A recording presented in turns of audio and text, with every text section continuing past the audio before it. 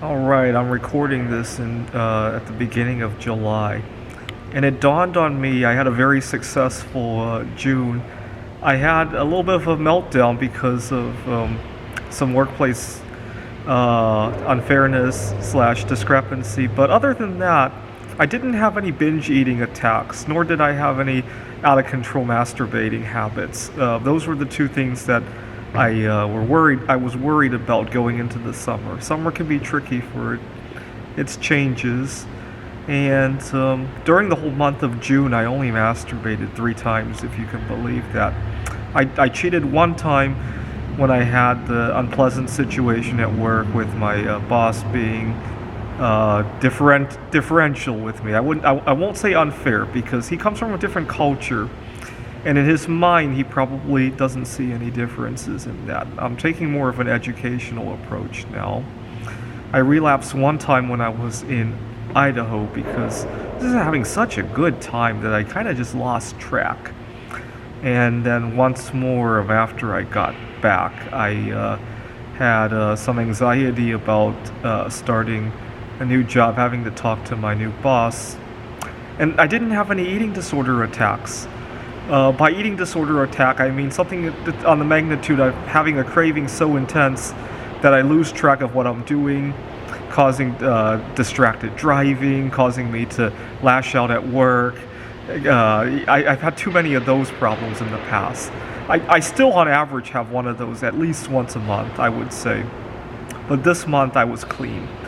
And I'm looking forward to more months like this one where but I do want to cut back on the masturbating, and there's good reason for that. I go to a board game meetup every Wednesday, and there's a Ukrainian refugee there, and I think she likes me. I used to be really nervous about talking to her. I put off talking to her for 2 months, but lately, now that I've been abstaining from masturbating, it comes so naturally. Now, I don't have a problem seeing her because when I see her, it's out in public where there's a lot of people. The last thing that comes to mind is to do something really private, right? I have a problem when I talk to people online, though. So, believe it or not, I'm Facebook friends with a relatively famous celebrity from another country. I don't even remember how I got to become so close to her. I can't even remember. But lately, she and I have become even more close because I suggested some music that she can write. She's an artist, and she didn't recognize her sexual orientation until I pointed it out to her, and now she wants to write some songs about it. We've become very close. And the other night we were discussing about one day I could go see her. I have some reservations about flying at the moment, so it will probably be at least a year.